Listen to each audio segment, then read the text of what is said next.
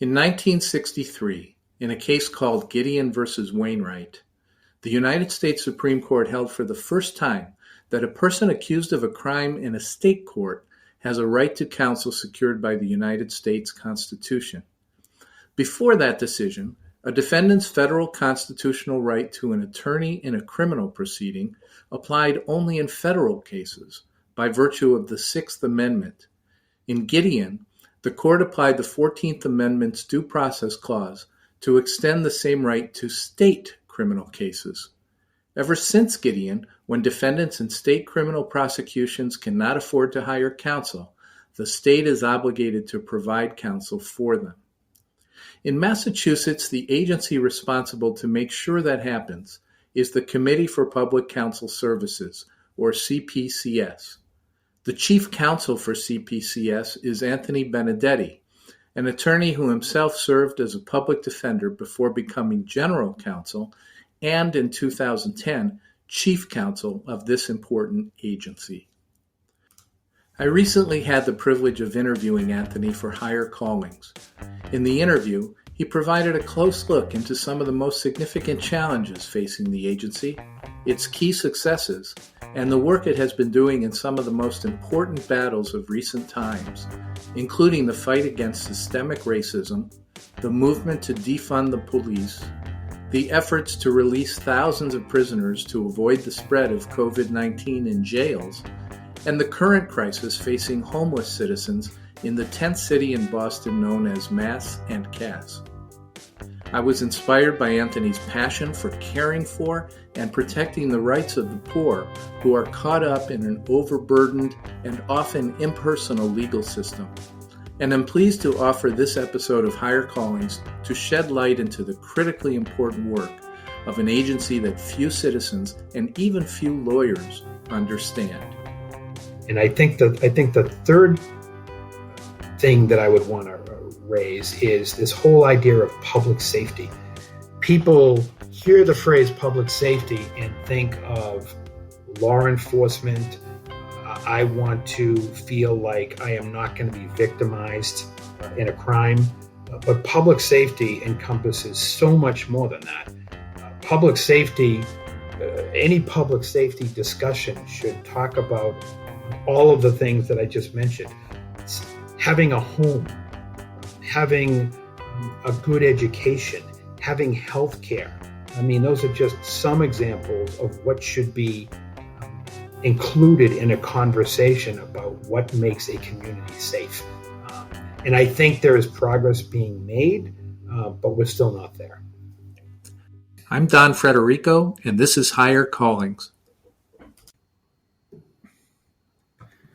This morning, I'm with Anthony Benedetti. And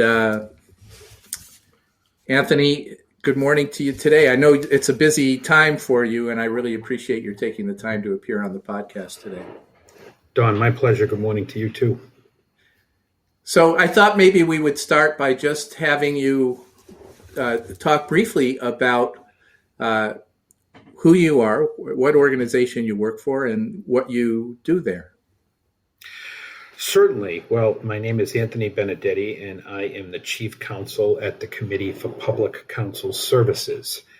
The Committee for Public Counsel Services, generally known as CPCS, is the Massachusetts state agency responsible for providing attorneys to people who cannot afford them in those cases where there is a constitutional right to counsel or a statutory right to counsel. And there are a whole range of cases in which that is the case. And you said you're chief counsel of that organization, CPCS, and you've been chief counsel since I think it was 2010. Is that right? Yes, exactly. And that was right around the time I met you, I think. I think that was right around the time I met you because of work I was doing with the Boston Bar Association. But you've been with CPCS much longer than that. When did you start there? Yes, I started, a student at Suffolk Law School back in the early 1990s. I joined as a member of a new audit and oversight unit, and that was created by the legislature within CPCS to oversee private attorney billing. So I had a chance to learn about that side of the work we do. Approximately 2,800 to 3,000 attorneys who take cases in all of our practice areas and bill us directly. And so that was a nice opportunity to learn about that side of the business.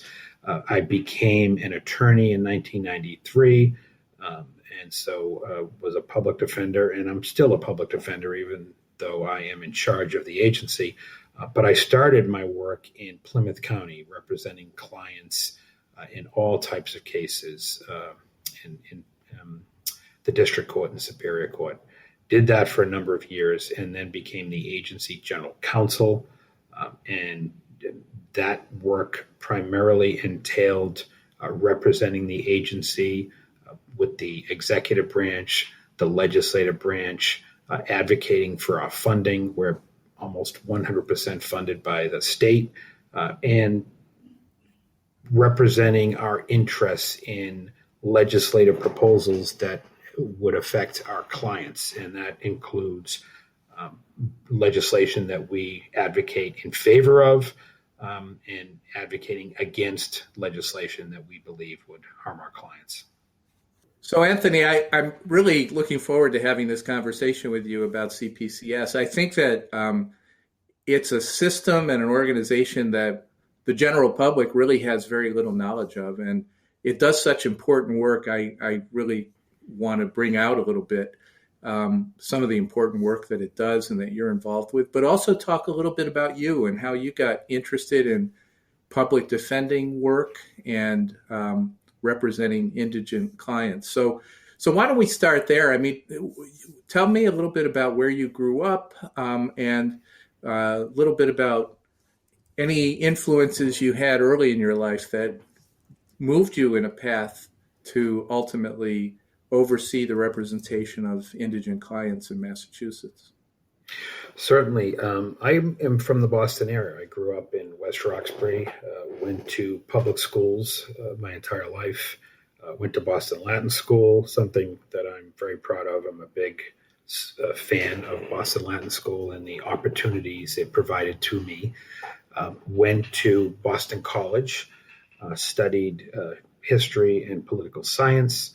And then once I graduated from college, I went to work for the legislature. I worked in the House of Representatives. I worked for the Ways and Means Committee as a budget policy analyst. And that is the committee that is responsible for dealing with not only the state budget, but any type of legislation that is going to cost the state money. And as a fiscal policy analyst, my accounts all had to do with the legal system. There was the CPCS was one of my accounts, the court system, the district attorneys, the Department of Youth Services, Department of Corrections, the sheriffs. So I really got quite an overview of the system and the different stakeholder agencies that were involved and the issues that were pertinent at that particular time. We're talking about the late 80s. And to be honest, many of those issues still exist today. Then I went to law school. When you went to law school, I mean, did you go there with the intent to work as a public defender when you got out? No, I can't say that I am one of those people who knew very early on that I wanted to be a public defender. We have so many people at CPCS who knew pretty early on that that's what they wanted to do, that was their calling. I knew I wanted to do government work. I wanted to make a difference. I wanted to contribute, and it became pretty clear pretty quickly in law school that what I wanted to do was be a public defender. And so I participated in classes that had to do with trial work. I participated in a defender program while at law school, and I was lucky enough to get hired as a public defender at CPCS. What was it about public defense that attracted you to it? I think I have always had a problem with bullies. Other people have told me that throughout life. And when you look at how the system operates and the incredible power of the government against people with little to no resources, it becomes pretty clear that it's a system in which people are essentially bullied. And so appearing in court with your client on behalf of your client, helping to elevate their story, helping to slow down a system that is designed to move quickly, and to make sure as much as possible that you ensure their humanity is recognized. It's incredible work. It's frustrating. It's angering. But it's rewarding ultimately, because you know you're in many cases making a big difference in an individual's life by ensuring that those things happen. What kinds of cases did you handle as a public defender, Anthony? At that time at CPCS, we didn't have what we now have, which is a number of offices with attorneys who primarily deal in district court cases, lower level cases. I say lower level, but they're cases which mean quite a bit to the individual who is charged with that particular crime. In many instances, it's what happens in those cases can have a big effect on an individual's life. So I say lower level in meaning the potential penalty, but they're not less important in terms of the potential negative outcome on someone's life. So at that time, we only had superior court offices, which meant that you could do work and take cases in both the district court and the superior court. So I essentially, in my career practicing, handled every single type of case except for a homicide. So attempted murder on down to trespassing and shoplifting. And just so people understand this, in Massachusetts, we have a state court system that has essentially, it's more complicated than this, but essentially two tiers of trial court. We have the lowest level is the district court. And that's where am I right that those are misdemeanor cases that get tried in the district court? And yes. Then in this, the level above that is the superior court, and that's where felonies are tried, right? Exactly. Okay. And then, of course, there are two appellate levels above both of those trial court levels. You handled everything from attempted murder all the way down to very minor infractions. That's quite a large range of cases. And I always also have had the impression, I've never done public defense work, I've had the impression that the system is just overloaded, that you would have potentially hundreds of cases at a time. Am I exaggerating that? I think it's important for people to realize, and this is something I teach. I've been teaching at Suffolk University in the criminal justice program. I teach master level classes and undergrad classes. And inevitably in most of my classes, indigent defense comes up. And what I always tell them, and I'll tell you, is the way that the media portrays public defenders. It's insulting, implying that they're overworked, that they don't care about their clients. Without a doubt, in so many states across the country, it is the case that they are incredibly underfunded. They have way too many cases, and they simply do not have the time to do the things they want to do for their clients and that their clients deserve.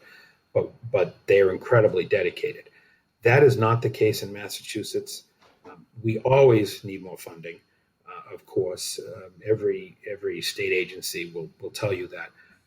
But the brilliance of the Massachusetts system is that when CPCS was created as a state agency back in 1984, it was put into the statute that the committee was the entity that decided what caseloads would be. And so caseloads in Massachusetts are reasonable.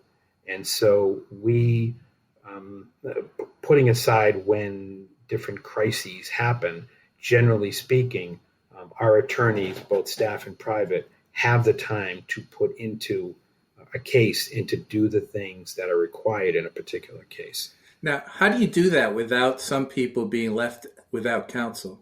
How do you manage a system where there are limited resources budgetarily, necessarily, but you're trying to manage the workload and the caseload in a way so that people are really getting quality representation and not getting shortchanged? Right, that's a great question.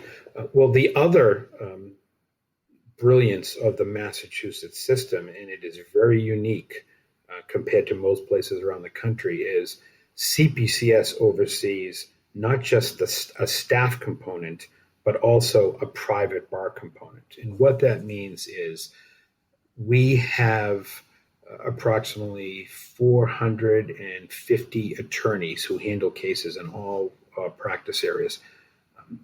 We oversee them. They're in offices. We have close supervision.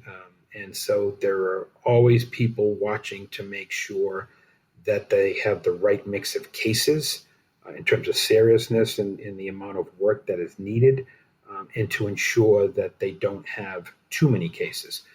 We have caseload limits. And so when an individual attorney approaches their caseload limit, there is going to be someone there who is having a conversation with them to figure out where they're at and do they have too many cases and do they need to drop some cases. But certainly a decision would be made that they shouldn't get any more cases until some of their cases are dealt with. On the private side, private attorneys handle approximately 80% of the overall caseload across the state. We have an in-house staff that oversees the private bar.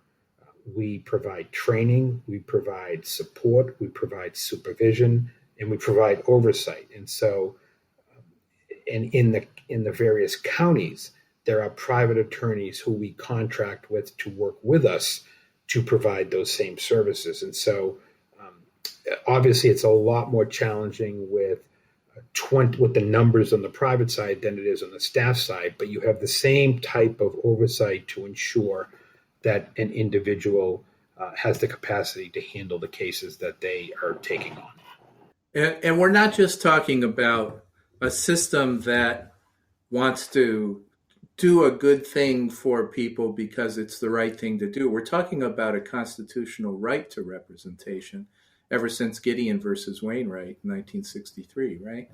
That's correct. I know you wrote about that recently. Exactly. You wrote a little bit about Gideon versus Wainwright. We're going to get to that a little later, but go ahead. I was just going to say, but I will say in Massachusetts, there are some areas where there is a statutory right to counsel.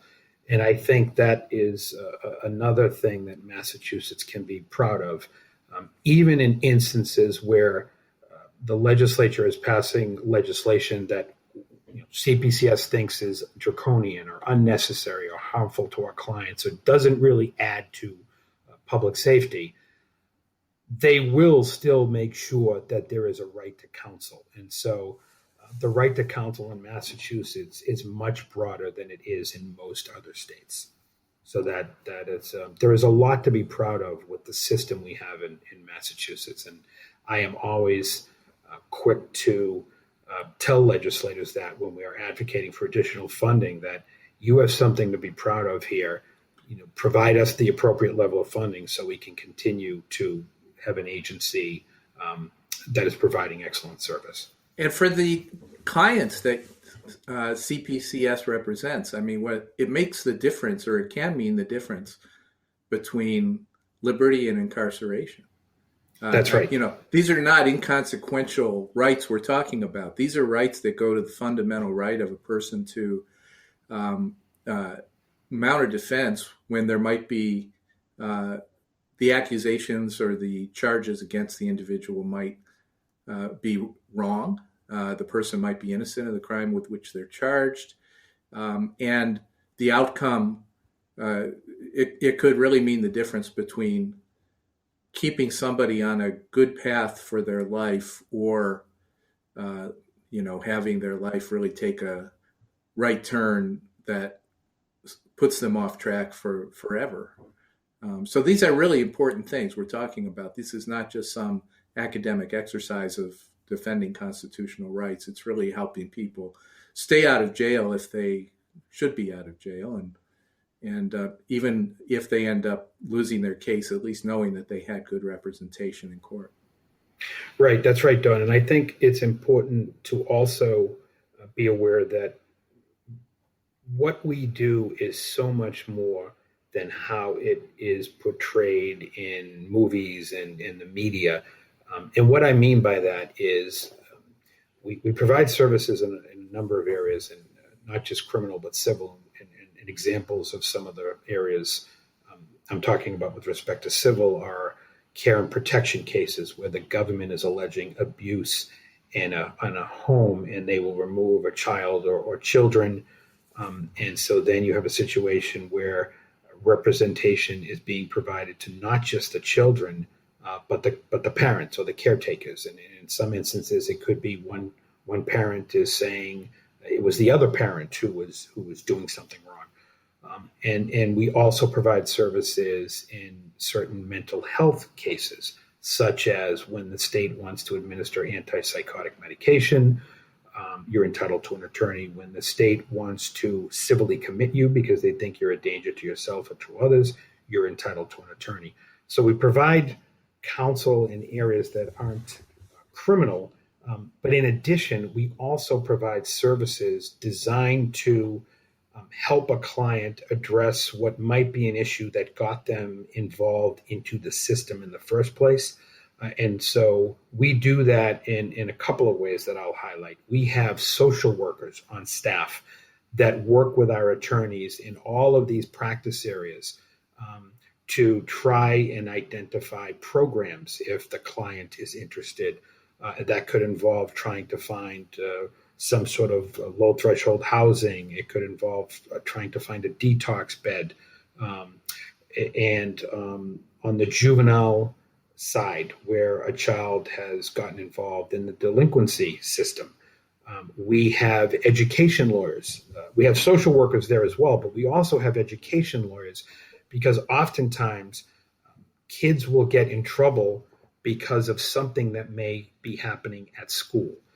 And so we have education lawyers that will work with the lawyer that is representing the child on the delinquency matter to see what is going on in school.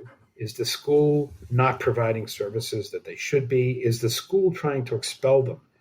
And so we will represent that child's interests in those proceedings to make sure they are treated fairly, because too often what happens in school can lead directly to a child getting involved in the delinquency system. And so we provide intervention in some respects. And so it's so much more than simply representing somebody in a courtroom. Yeah, and I think that's something that many people don't understand. So thank you. What have been your biggest challenges at CPCS? Well, and I know there's probably a long list. But well, since I became, let me start with the biggest challenge is always having enough money to pay our staff and to pay the private attorneys. I should start there, because I see whether it was as General Counsel or now as Chief Counsel, I see one of my biggest jobs as making sure our staff have the resources they need to appropriately and zealously represent our clients. And that starts with their compensation. For far too long, our staff were woefully underpaid. And what that led to is incredibly high attrition. This is an incredibly, I talked about how rewarding this job is, but it is an incredibly stressful, challenging job. And so when you are trying to do that job and you are worried about paying the bills, whether it be, do I have enough money to pay for rent? When do I leave the office so I can go to my second job waitering at a restaurant?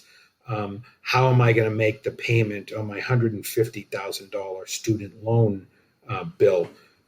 It makes that job even tougher. And so that is without a doubt one of the biggest challenges that we have had at CPCS. I can remember being a practicing attorney and having those, thinking about how am I going to pay the bills? How much longer can I do this work, which I am so passionate about, but I'm not being paid enough money that I can continue to do it. So that is the biggest challenge. And then on the private side, we have a system where the attorneys are paid by the hour. And the hourly rates in Massachusetts were some of the lowest in the country, and they are not increased on any sort of regular basis. So the compensation is the biggest challenge, I think, and we have made tremendous progress in that area. With of course the legislature's support, we have been incredibly successful at informing them about the problems with the low pay and what it means to the success of the system. We have been successful at explaining on the staff side how attrition essentially costs the state money, because we had people leaving so quickly, and the time it takes to recruit and train them and get them to a place where they can handle a full caseload. It was just a revolving door. And so same thing on the private side, where the biggest challenge has been to recruit enough attorneys who are willing to do the work at the hourly rates that we're being paid.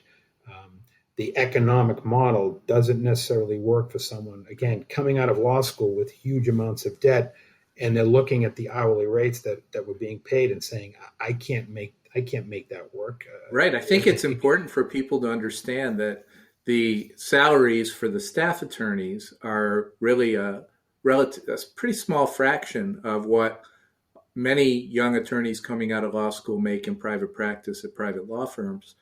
And I gather, I don't know the hourly rates that go to the people in private practice, but I have a general sense of them. And they could be making more money representing paying clients. So it's hard, I'm sure, to get them to take the cases unless they're really devoted to the work and willing to reduce their fee for that kind of opportunity, or just because they know it's the right thing to do. Right. I'm incredibly proud of the progress that we have made. In the last 5 years, we have increased our starting salary on the staff side from $48,000 to, as of December, it will be a little bit over $63,000. So clearly, nobody is getting rich doing public defender work, but that is a huge increase, and it really has helped our ability to recruit. We're in the ballpark now. We are still not paid as much as attorneys are paid in the executive branch or the judicial branch, but we're in the ballpark with respect to other states that have good programs where talented law students might be looking to go. And that has made a huge difference. And I think it's also helped with our retention. And it also is important that we have an attractive salary, because we're trying to always diversify our staff, hire people that better reflect the population that we serve. And so we've made some progress there, and I'm hoping that the more we are able to get out there and talk about our salary and all of the other benefits of working here, that we'll make more progress. On the private side, in the last few years, we have been able to get the hourly rate increased, again, with the support of the legislature. It's not where we think it needs to be for us to convince people who take cases to take more of our cases, and it's not where we think it needs to be in order to convince people to join the panel and take cases. And so that is one of our initiatives over the next couple of years, is to continue to work to raise that hourly rate. And so that's a long answer to your first question. Some of the biggest challenges, it's compensation. You know, it's going back to the staff attorneys, and you mentioned retention and the importance of retention. I know in private practice, I've often heard that clients don't want to pay for first year associates because they consider that first year to be the year when the firm is training these people, not when they're actually ready to go out and represent clients. So there is a learning curve in any kind of legal practice, whether it's public defense or something else. So if they're leaving too quickly, you're not getting the benefit of the investment you've made in these people in their first year of work. Now, I'm sure they're thrown into situations in the public defender's offices where they have to learn very quickly. So maybe the learning curve is not as protracted as it is in private practice, but still, you're investing in those people by training them. And if they were to leave in 2 years or 3 years, that's just a very wasteful way to go. So I'm glad to hear that retention has been improving. Clearly, money is not the reason people take these jobs. So what is it that attracts young lawyers to work at CPCS? I think it's people. Well, I should say I know it's people who are passionate about social justice. They're passionate about trying to attack the system and the way it works and the way it, in many respects, doesn't increase public safety, but instead harms public safety because of the way it operates. And of course, all of us care passionately about the racial and ethnic disparities that are throughout the system. And we work to fight all of those things in our individual cases, but we also, as an agency, are working to bring about systemic change, whether it be through our policy advocacy, through legislation, or whether it be through systemic litigation, where we'll bring a lawsuit that gets at a bigger issue that affects a number of people. What, Anthony, have been some of your successes at CPCS? It sounds like getting the legislature to increase funding so you could increase salaries and pay to private attorneys has been one of them. Although definitely, I understand you want to go farther and you probably need to go farther, but it sounds like you've been successful so far. What else? What have been some of your successes? I think that we continue to get stronger with our training. We are known nationally for our training program, and we continue to get better. We not only do we have strong programs, and I'm talking about the staff and the private bar, but not only do we have strong programs for new attorneys, but we offer so many different types of trainings and with respect to continuing education. And so many people pivoted as a result of the pandemic, and maybe our training department was one of the areas in which we pivoted the most successfully, because pretty quickly they were up and running remote trainings. And one huge positive that has come out of that is realizing how much you can do remotely. And the attendance at some of these trainings was incredible, which was great to see, because it tells you that there is a real hunger to learn more and to get better at what you're doing. And so that's an incredible success story. We've had great success with our legislative and policy advocacy. As you can imagine, we're probably playing defense more than in terms of the number of proposals that we have, that we work on each legislative session. There is probably twice or three times as many pieces of legislation that we think are bad. And so we do a tremendous amount of work talking to legislators, working with our other organizations that we partner with to try and convince them that something is a bad idea. Bad in terms of how it might affect indigent Exactly, and not necessarily just indigent, but anyone involved, caught up in the legal system. Again, in all of our different practice areas. I should say our four main practice areas are adult criminal, juveniles, mental health, and family law. And family law primarily is care and protection, and children requiring assistance. And I think the best example of that is if you have a child who refuses to go to school, and the parent or parents simply don't know what to do to get the child to do what they think they need to be doing, the court can get brought into the process.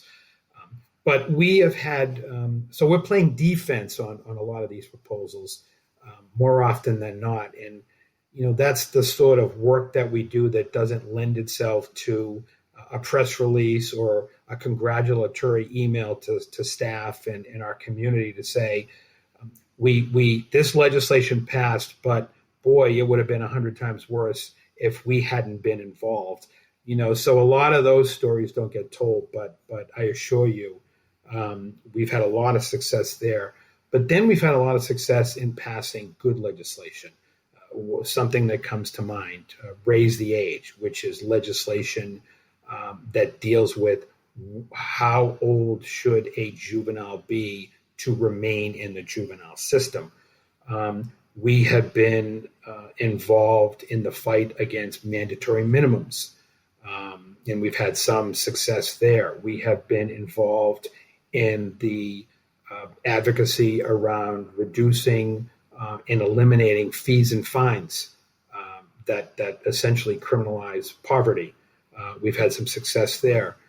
We have had success in legislation around wrongful convictions, not only compensation for those who have been wrongfully convicted, but some of the laws around what kind of evidence can be considered in those types of cases. So it's a pretty broad list pretty broad list of successes that we have had. And then we have a lot of success in our litigation. We file a lot of amicus briefs in the Massachusetts appellate courts. Are these in criminal cases, or are they in? They're in all areas, like civil rights cases, for example. More that have to do with not necessarily civil rights, but it can be civil rights within the context of the work we do for our clients. Okay. And so we've had tremendous success there with convincing the court, or along with others, convincing the court to make a certain decision that will have a positive effect on our clients' lives. Great. So we have a lot to be. I think we have an incredibly talented group of people at CPCS. And I when I say that, I'm talking about not just our staff, but a lot of these endeavors, whether it's legislation, whether it's litigation, a lot of times it involves assistance working alongside our private bar partners. You mentioned diversity and wanting the people at CPCS to better reflect the diversity of the communities that they serve. Last year, the murder of George Floyd in Minnesota fueled a lot of activity in anti-racism, including movements to defund the police, although I think that is probably a misnomer. How has racism and especially the more recent pushes against racism affected your work at CPCS? What's going on in terms of dealing with racial inequality in the criminal justice system and in all the other work that you do? Sure. I would definitely think back to when I was a public defender in the courtroom. As I said, I still consider myself a public defender, even though I'm the head of the agency. But pretty quickly, it became apparent that racism permeated the system. And I can think of one particular case where a young man was stopped by a police officer. I think it was a state police officer, and the reason for the stop was the young man had one of those Christmas tree, fragrant, the fragrant Christmas tree things Sure. that hang from the mirror. I don't remember Yeah. if it was a Christmas tree, but it was something like that hanging from the mirror. And the police officer was on the stand. It was a motion to suppress, because when I read the police report, I said, this is ridiculous. Why would you pull someone over? Everybody, or almost everybody I know, had something hanging from their mirror. And it turns out that the law allows for the police to do that, but it was just so clear that there was racial profiling going on. That the How was that police clear? officer, there was absolutely no reason. There was no reason for the police officer to pull this person over because something was hanging from the mirror. We got into questioning about how often the police officer pulled people over for that, and he really couldn't answer.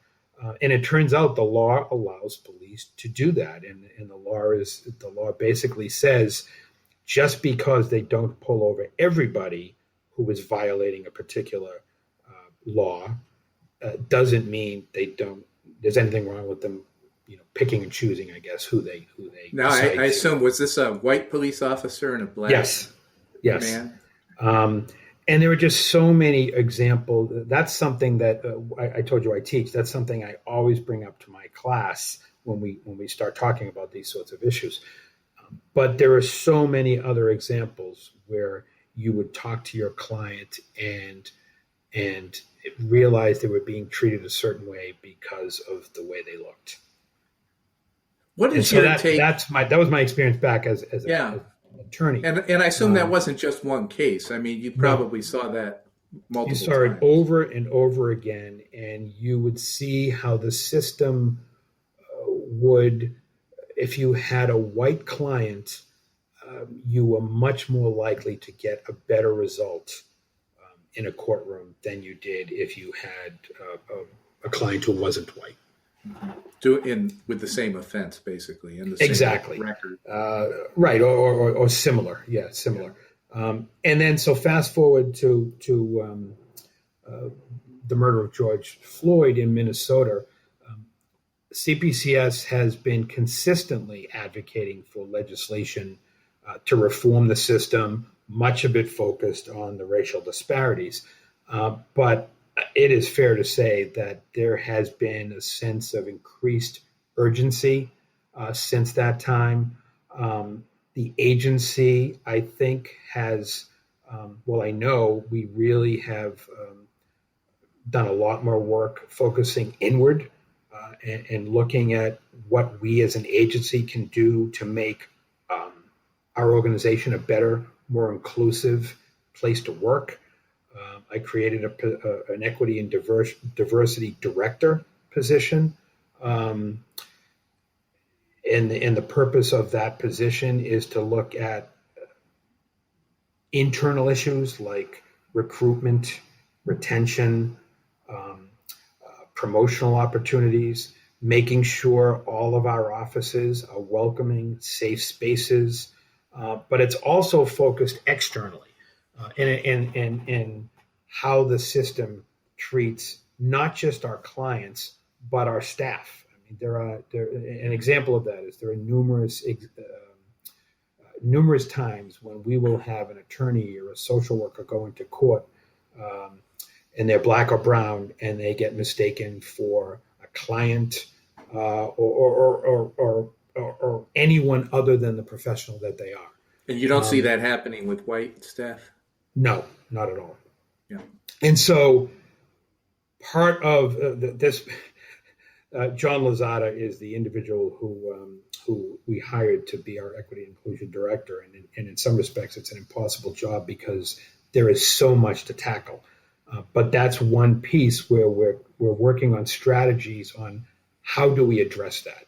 How do we address when there's a microaggression in court where someone is treated inappropriately or something is said inappropriately? How do we address that so that it's a learning moment and our staff feel supported? So we're doing a lot of work internally. And then we're also continuing to do a lot of work around legislation and policy having to do with racial justice. Some locations around the country, some cities in particular, I think, have had these movements to defund the police, which I know you and I have talked about this a little bit, and I don't think that defund the police necessarily means what it sounds like it should mean. But what is your view about some of those movements? I think when you say defund the police, I think depending upon who you are talking to, people are coming from a wide range of perspectives. I think what's important for people to understand that at the root of it is this belief, which I share, that there is far too much money spent on law enforcement and the police, and there should be far more money spent on social services and providing people what they need to succeed, whether it be education, whether it be job training, substance use disorder treatment, mental health beds. There is simply not enough money being spent in that area, and inevitably people end up in the in the criminal legal system because of problems that arise from some of those examples I gave. So the idea is if more money were spent up front on some of those more holistic approaches to addressing issues before somebody commits a crime or is charged of committing a crime, that would actually keep people out of the system and both do a real service to them in the community, but also prevent the state from having to spend money to incarcerate people, which is not an inexpensive proposition. No. And the other piece of this is that the police are involved in far too many areas that they shouldn't be. And two examples: people who struggle with substance use disorder, people who struggle with mental illness. It should not be the police who are handling those types of situations. And I think the third thing that I would want to raise is this whole idea of public safety. People hear the phrase public safety and think of law enforcement. I want to feel like I am not going to be victimized in a crime. But public safety encompasses so much more than that. Public safety, any public safety discussion should talk about all of the things that I just mentioned. Having a home, having a good education, having health care. I mean, those are just some examples of what should be included in a conversation about what makes a community safe. And I think there is progress being made, but we're still not there. I want to switch gears just a little bit. You wrote a piece that was published in Commonwealth magazine in March, which as I looked at the piece again, I was reminded that was the anniversary of the Supreme Court's decision in Gideon versus Wainwright that I mentioned earlier. And the article was about the impact the pandemic has had on incarcerated and accused individuals. We're still in the pandemic. It's not over. It's certainly changed over time, but we're still very much in it. Can you talk a little bit about that situation, that you were writing about, and also what it's like today, several months later? Sure, certainly. Well, if you remember, back in the beginning of the pandemic, the message was that people needed to, in order to stay safe, stay home. Restaurants were closed, businesses were closed, work was closed. And at the same time, there were people in these congregate settings, not by choice, locked up in jails and prisons. And our argument was, you need to let some of these people out because otherwise the virus is going to spread uncontrollably and people are going to die. And the real focus was at least initially, on people who were held on bail. There's a large amount of people who are held on bail. And as you know, The only reason someone is held on bail is because they cannot afford to post bail.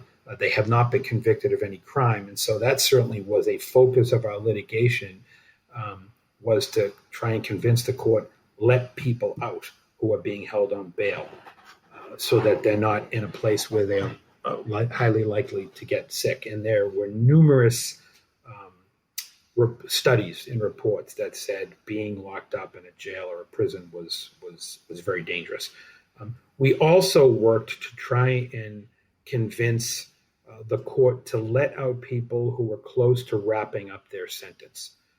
In other words, let them out, put them on parole, and let them complete their sentence at home, where they are much more likely to not catch the virus. I'm proud of the work that we did. We definitely had success.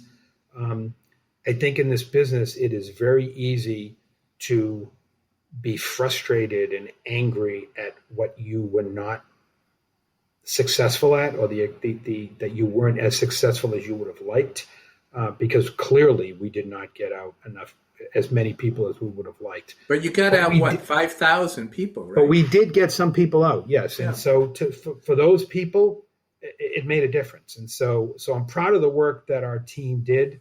And we worked cooperatively with the ACLU and Prisoners Legal Services and others on that endeavor. So I'm proud of what we were able to accomplish. But certainly they did not release as many people as we think they should have. Did you ever hear the story of the two guys walking along a beach, and there were thousands of starfish washed up on the shore? Did you ever hear that story? No. So two guys are walking on the beach. There are all these starfish on the sand, stranded. They needed to be back in the water.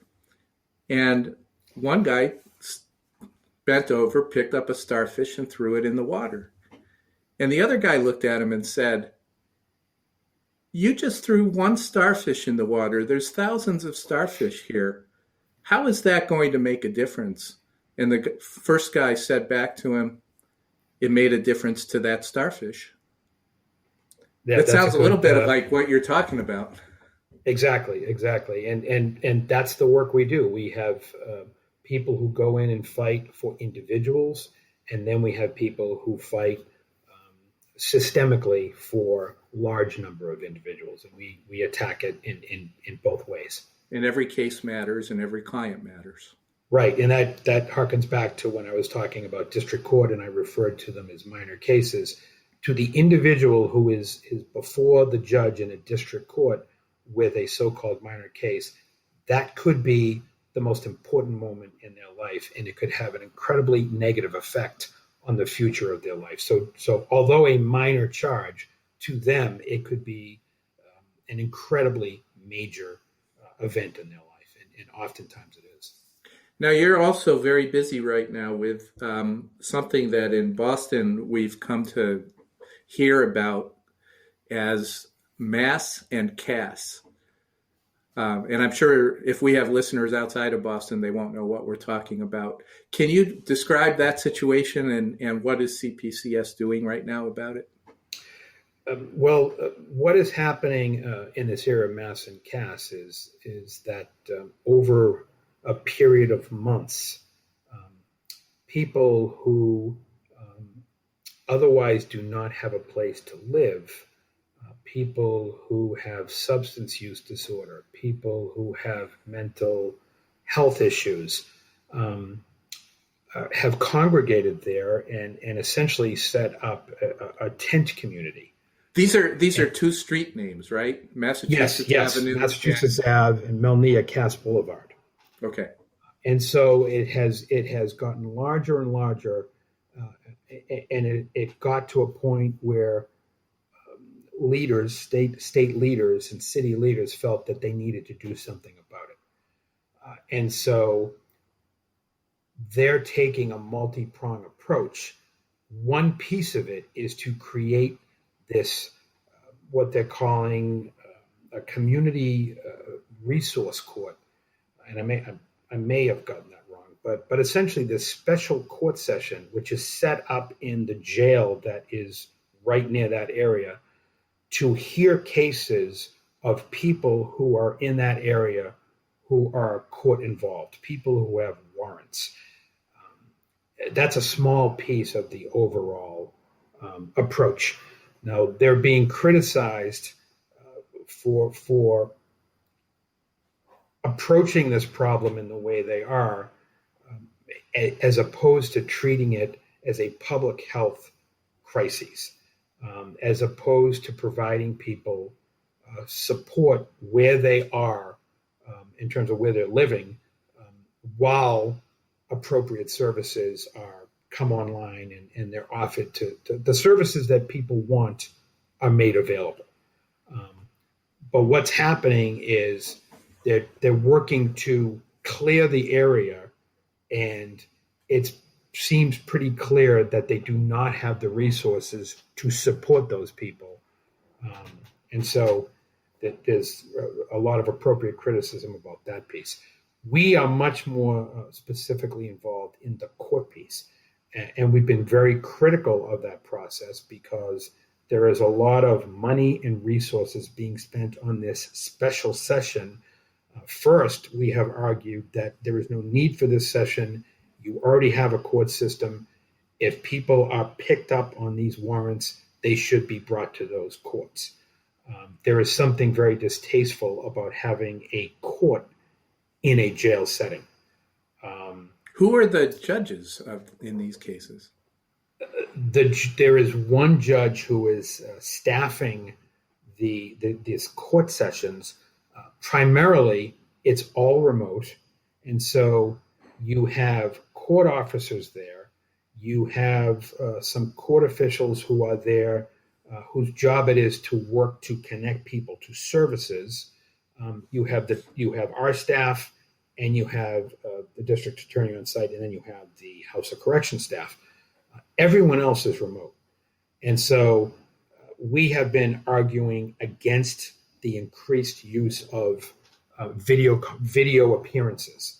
It's one thing when it was needed during the pandemic, but there's been a real push, generally speaking, to do more and more by video, which we have big problems with. I mean, study after study shows that it's a lot easier to have a dehumanizing system when everything is remote. And so that's another problem we have with this, is that almost everyone is remote in these court sessions.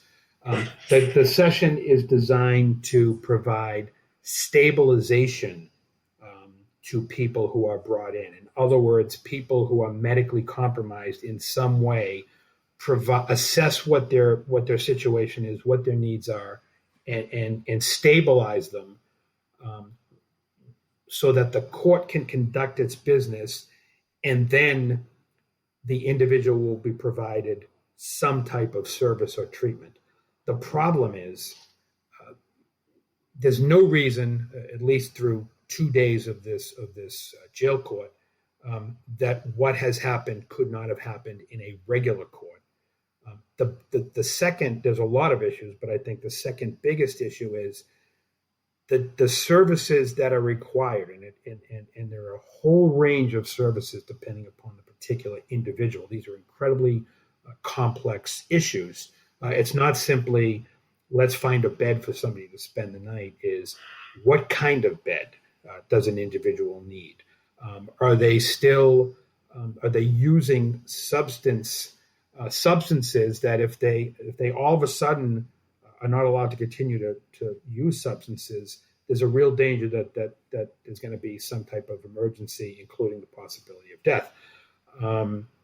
Does the person have a mental illness? Well, that's a different kind of treatment, a different kind of service. There simply aren't enough of a range of services to offer the people who they are bringing before this court, yeah. or any people with these complex set of issues that are appearing before any court in the Commonwealth. What is your pitch to a young lawyer coming in law school or coming out of law school when you're trying to recruit them to CPCS? What's your elevator speech to them? Well, we have people who actually do that recruitment work, but I am often asked, people will come my way and ask me why I do what I do, or if I'm trying to convince somebody who is in law school that they really should consider coming to work at CPCS. We are on the front lines of the social justice fight. I don't think it's an exaggeration to say that what's going on now around, in terms of the conversations and the activity around racial and ethnic disparities, racial and ethnic injustice, the racism that is endemic to the system. Public defenders are on the front line. We really are civil rights activists. And if you care at all about those issues, this is the place to be. I really think, and to be able to stand next to somebody, alongside them, giving them a voice, making sure the system slows down and recognizes their humanity, and make an argument that whatever else you say, to me, it really comes down to this person, like everyone, is better than their worst act. It's incredibly rewarding. I can sense that, and I can tell how much you feel you've been rewarded by doing this work and leading all of Yes, and I know you're the one supposed to be asking these questions, but if I could just add, I was asked recently how I stay engaged, how I don't get discouraged. Yeah. Which I thought was a great question, and it was incredibly timely, because my response to that question was, without a doubt, there are days where you are incredibly frustrated at the lack of progress or the slow pace of progress, and everyone who does this work has those moments. And inevitably, there is something that happens that gets you worked up again, and to put it plainly, what I like to say is that it sort of pisses me off, and it just gets you going again. But why that question was timely is because a number of CPCS staff and private bar, along with colleagues and friends, had just come back. We just did a civil rights pilgrimage down to Alabama. We went to Montgomery, we went to Birmingham, and we went to Selma. And it was an incredibly powerful experience, even more so because I was experiencing it with my colleagues. But it was angering for a whole host of reasons, including the fact that there is so much that we have not been told in our history classes.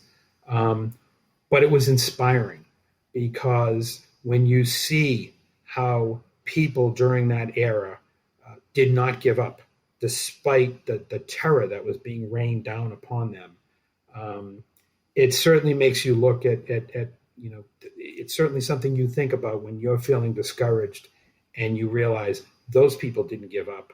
I'm not going to give up. That's great. Sort of my parting question is, if any listeners want to learn more about CPCS or want to find ways to support the work you do, what would you advise them? Certainly going to our website, which is www.publiccounsel.net. That's the best place to start to learn a bit more about what we do. That there are a number of ways for people to get involved, and I think one of the best is there are a whole host of organizations that want volunteers, and a lot of the work they do is educating other members of the public about these issues, and educating our policymakers so that when legislative proposals come up, those legislators are informed and hopefully do the right thing. Great. Anthony, thanks. This was inspiring to me. You make me want to go out there now. I think I may be a little beyond the right age to do that, but this was really very good, and I hope and think it will inspire our listeners as much as it inspired me. So thank you. You're welcome. And no, Don, you're never too old to join to join this fight. Okay. Well, we should have that conversation too. Yes. When things settle down for you at Mass and Cass. So thank you very much, Anthony. It's great to see you. I appreciate it. And we'll talk again soon. Don, thank you. I really appreciate you giving me the opportunity to talk about CPCS and the important work we do and the important issues that we're engaged with. Take care. Bye-bye. This has been an episode of Higher Callings. Your host is Donald Federico. Music is provided by Fancy Mountain, and our logo was designed by Matt Pedro. The associate producer is Brian Federico. Higher Callings is a production of Federico Media, LLC.